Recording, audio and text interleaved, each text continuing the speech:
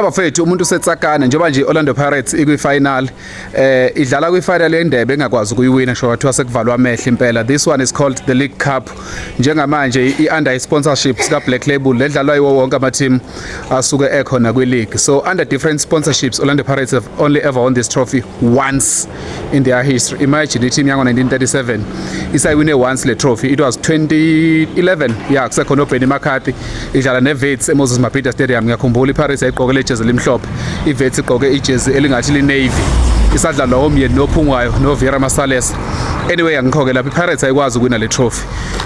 From i-JPS yaba i-Dadson Challenge, yaba i-Coca-Cola Cup, yaba i-Telkom Knockout, manje sekuyi-Carling Knockout. Isayiwine once kuphela emlandweni yabo. I-League Cup ke le ibizwa nge-League Cup because khona i-FA Cup. FA Cup lena esixhaswa Nedbank manje kuyaxhaswa uSales House, kuyaxhaswa Bob Safe yabo. Kube khona i-Top 8, i-Top 8 lese kuyi-MTN 8 manje for sponsorship reasons. Kuyaba i-BP Top 8, kuyaba SAA Super 8 yabo. Ama-trophy ahlukene kathathu kanjalo ke, but this one iPirates ayikwazi ukuyiwina bafowethu. No matter how good iPirates is kulezo nsuku, the best Pirates team ever ngokwama achievements i-team ka-1995 that won the CAF Champions League. That team yayidlala ifinal yale cup, yashaya i-Wits kwi-final 1995. Another greatest Pirates generation ever is the double treble winning team le eka 2010 kuya ku-2012 lapho biwina khona everything Orlando Pirates. But guess what, khona le nkomo lokuthiwa imoto entshontsha imali uSithembiso Ngcobo we-Chiefs bayihlaba nje Pirates ngo-3-0 nje ekuseni nje bayisheshise idliwa i-Chiefs. Pirates I think 2010 2011 we won everything that season, but this is the one trophy we couldn't win.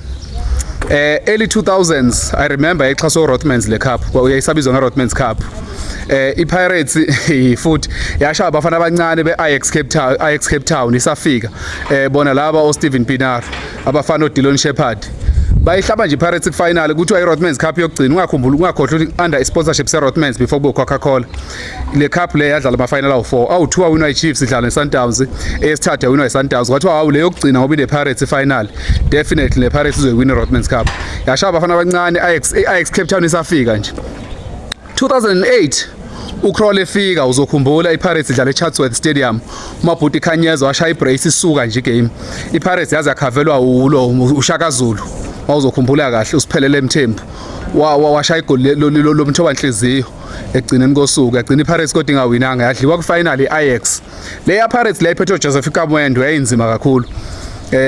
We can go to 2018, one of the greatest Pirates teams ever engawini trophy ke kodwa nokho yazodliwa iBaroka iwini trophy yayo yokuqala emlandweni.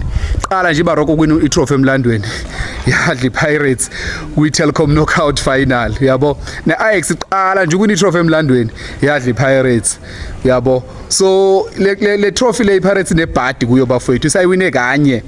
Nakhona yayiwiniswa uJulio Leal lo waseBrazil, nakhona wasekhona uBenny McCarthy. Right now iPirates ikwi-final iyodlala neRichards Bay.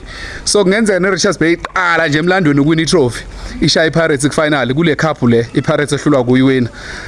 Awungitshela ukuthi nocabangani iPirates ayikwazi ukuwina le ndebe bafethu. Inebhadi ingawina zonke izinto, iwina ileague, iwina iCAF, iwina ini, kodwa bayifika kule ndebe le kufike ngawineki. By the way uHerotel lo sinane show nje ngenxa yaHerotel.